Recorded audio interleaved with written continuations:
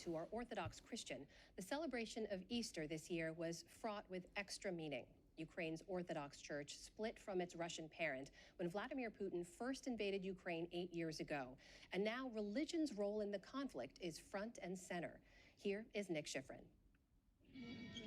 In the center of Ukraine's capital, where even the divine needs defense, a priest leads soldiers seeking blessings.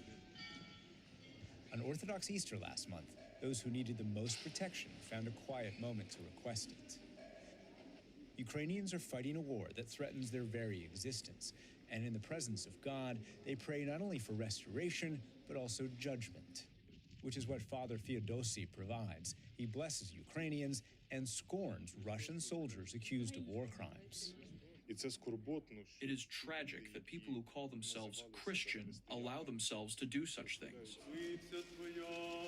Metropolitan Epiphany, the head of the Ukrainian Orthodox Church, goes further.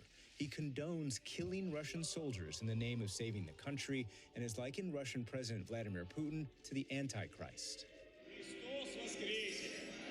Putin replies with his own judgment via his own ally. On Orthodox Easter in Moscow, the service is led by Patriarch Kirill, a longtime Kremlin partner. He portrays the war as part of Moscow's defense of eastern Ukraine from what he disparages as Western ideals. The Donbass is a rejection of the so-called values offered by those who lay claim to global domination.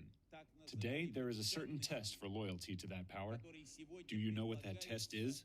It's a gay parade. Putin and his confederates, including those in the church, present the war as almost like a sacred crusade against the presumably godless West. Cyril Hovorin is a Ukrainian Orthodox priest and professor of theology at University College Stockholm. I spoke to him from Ukraine via Skype. They believe Ukraine is the cradle of what they call the Russian civilization, and it has a kind of mystical, I would say mythical connectedness with modern Russia. I personally would call this ideology "Make Russia Great Again." I think that is a kind of the essence of what Putin tries to achieve with the support of the church.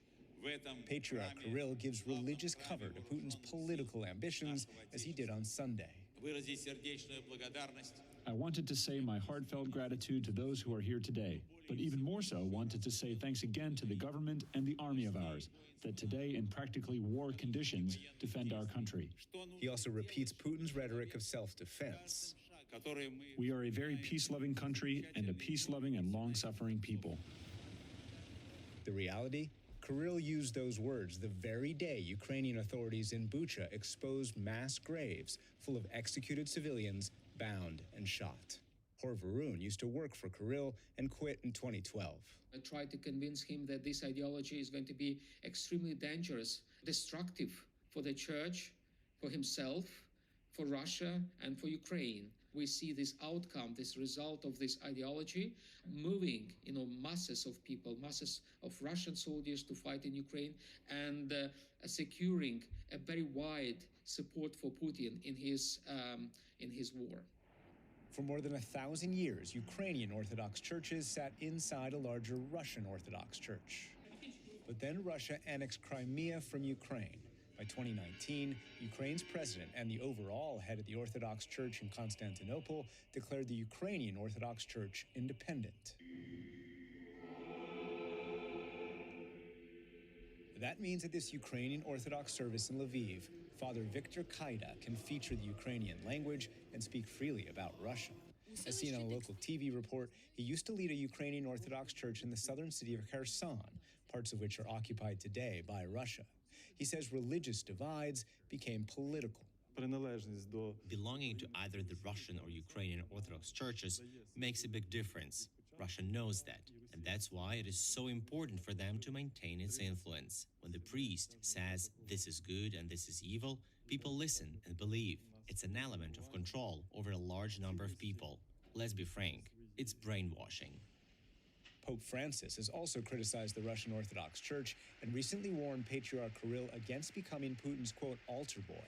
In 2016, the two broke 1,000 years of schism between the Vatican and the Orthodox Church, but recent attempts to meet have failed. And Pope Francis, the leader of 1 billion Catholics, repeatedly condemns an unnamed aggressor. Sia pace per la martoriata Ucraina. Peace upon tormented Ukraine, sorely tried by the violence and destruction of the cruel and senseless war into which it was dragged. Cui è stata trascinata. Dragged but not defeated. And on this recent Orthodox Easter, the flock was reminded of Ukrainian tradition. Even before this war, for generations, we've had this saying, Christ has risen, Ukraine will rise too. We hope that maybe, after having celebrated the resurrection of Christ, we will have our own resurrection. For the PBS News Hour, I'm Nick Schifrin in Lviv.